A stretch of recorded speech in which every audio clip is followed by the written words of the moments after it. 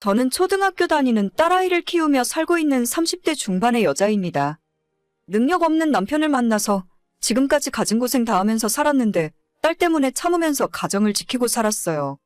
직장 다니며 쥐꼬리만한 월급 받아와도 제가 아르바이트라도 해서 생활비를 더 벌어왔고, 갑자기 영업직을 한다고 직장을 그만두는 바람에 그 쥐꼬리만한 월급조차 못 가져왔을 때도 어떻게든 아끼고 부업을 더 늘리고 허리띠 졸라매가며 악착같이 버티며 살았습니다. 돈 못 벌어도 내가 선택한 남편이니 내가 좀 더 고생하고 참고 살면 그만이라 생각했는데 가만히 있으니 사람을 대체 뭘로 아는 건지 모르겠어요. 남편이 별로 능력 없는 사람이라는 건 결혼하기 전부터 알고 있었어요. 요즘 사람들답지 않게 사람이 순하고 착하다고 생각했고, 돈은 많이 못 벌더라도 성실함만 있으면 부족한 부분은 제가 더 벌어서 채우면 된다고 생각했었죠. 하지만 결혼 후 신혼생활을 채 1년도 즐기기 전에 계획에 없던 임신을 하게 되었습니다. 최소 3년은 맞벌이를 해야 제가 생각한 그림이 나올 것 같았는데, 갑작스런 임신 때문에 이도저도 못하고 제가 회사를 그만두고 집에서 아이를 보기 시작했어요. 저는 작은 중소기업에서 일을 하고 있었는데 워낙 근무 인원이 적기 때문에 육아휴직을 사용할 수가 없습니다. 결혼하는 것까지는 괜찮아서 아이를 갖게 된다면 회사를 그만두는 것이 관례였고, 저도 임신 축하금이랍시고 한 달치 기본급을 더 받은 뒤에 회사를 그만두게 되었죠. 남편이 당시에 다니던 회사 월급이 세금 떼고 250만 원 정도였는데, 아이와 셋이 먹고 살기에는 여러모로 부족했지만 아껴서 살림하면 못할 것도 없었어요. 딱 2년만 집에서 아이 키우고 그 뒤로는 저도 다시 나가서 직장을 다닐 생각이었기 때문에 그때까지만 버티고 살다 보면 좋은 날이 올 줄 알았죠.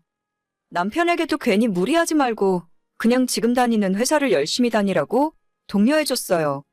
아이가 태어난 뒤로 남편이 부쩍 초조해하고 본인이 가장으로서 돈을 더 벌어와야 한다는 압박감에 시달리고 있었기 때문에 오히려 그 모습이 저는 더 불안하더라고요.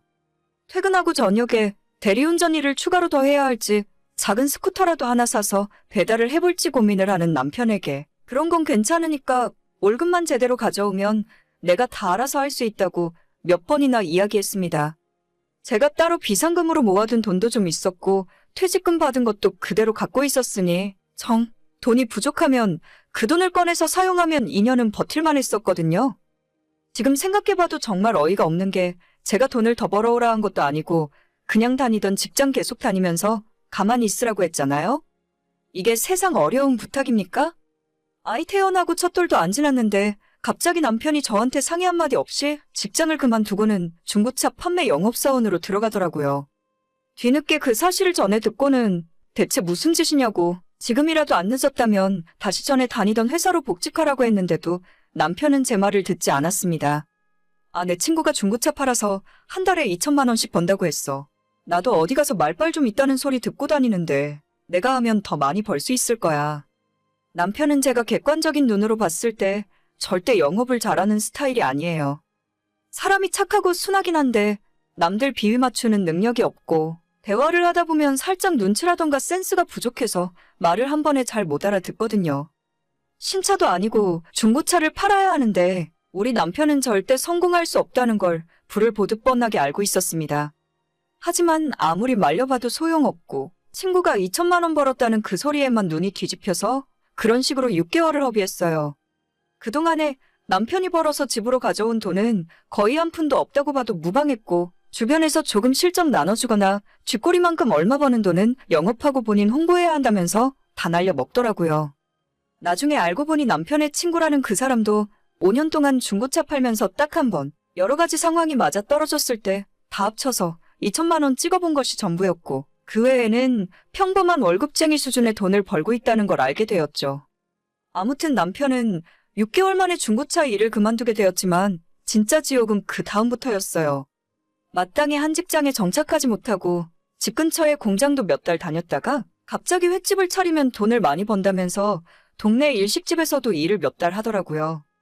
노력하는 모습이 아름다운 나이는 진작에 지났고 이제 결혼해서 갓난 아이가 있는데 뭐라도 따박따박 월급을 가져와서 생활을 안정시켜야 할 거 아닙니까?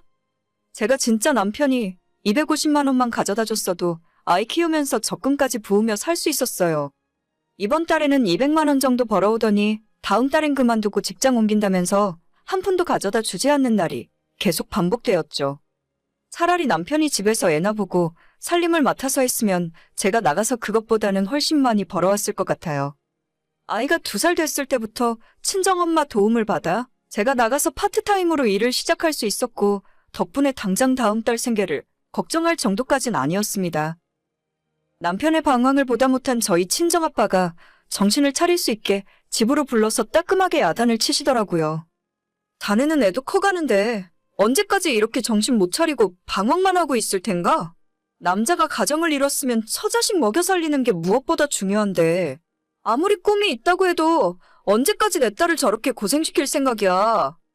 그렇게 말씀하시면서 한편으로는 아빠 친구분께서 운영하시는 회사의 남편을 소개시켜서 취직을 할 수 있게 도우셨어요.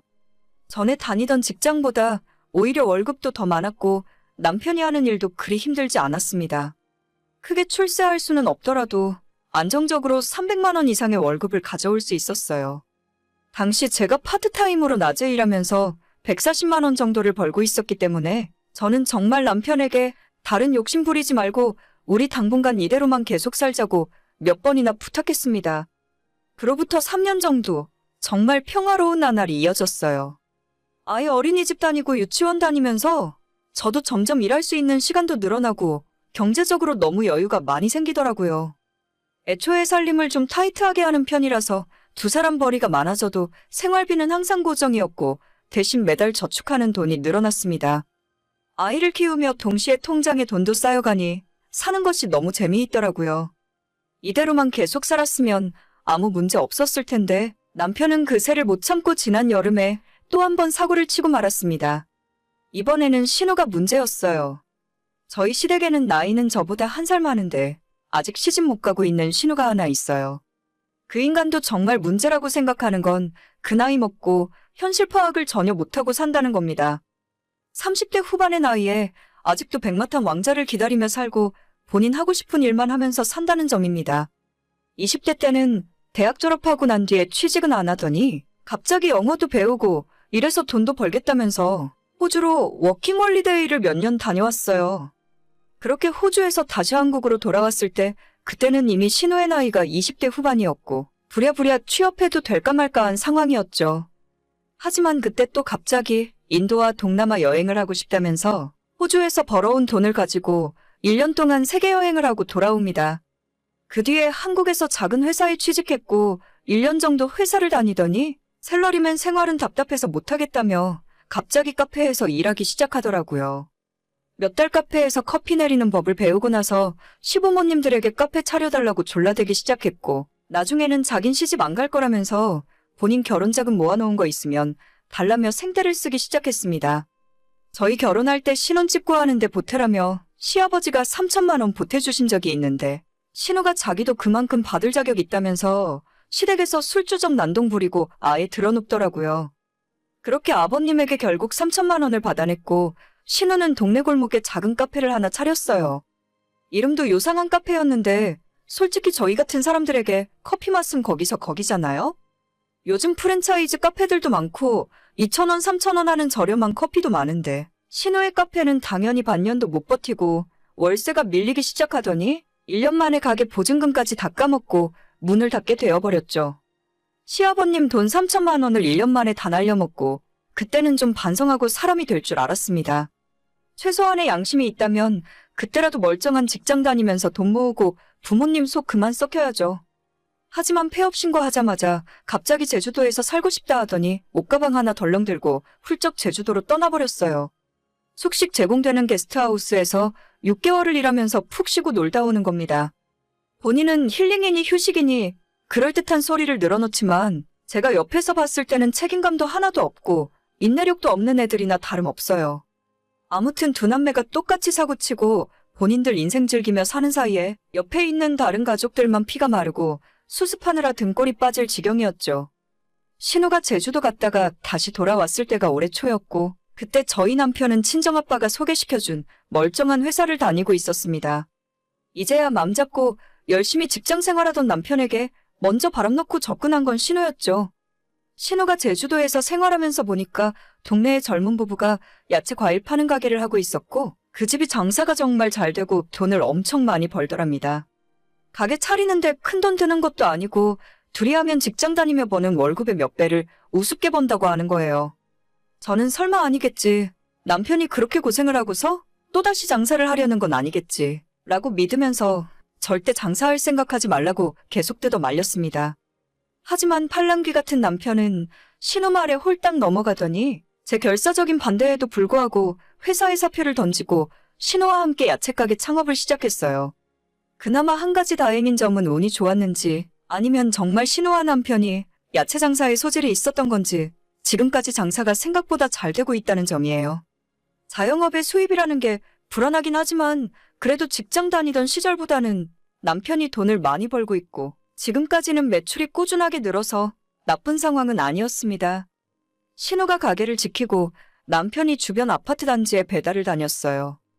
장사가 조금씩 바빠지니까 두 사람이 하기엔 손이 부족했던지 신호가 저한테 굳이 다른 곳에 가서 파트타임으로 일하지 말고 시급을 쳐줄 테니 야채가게 나와서 같이 일을 하자더라고요. 저는 남편은 몰라도 신호와 같이 일하는 건 너무 불편할 것 같고 무엇보다 제가 시급을 받고 직원으로 일을 하는데 식구들이랑 함께 일하긴 싫었어요.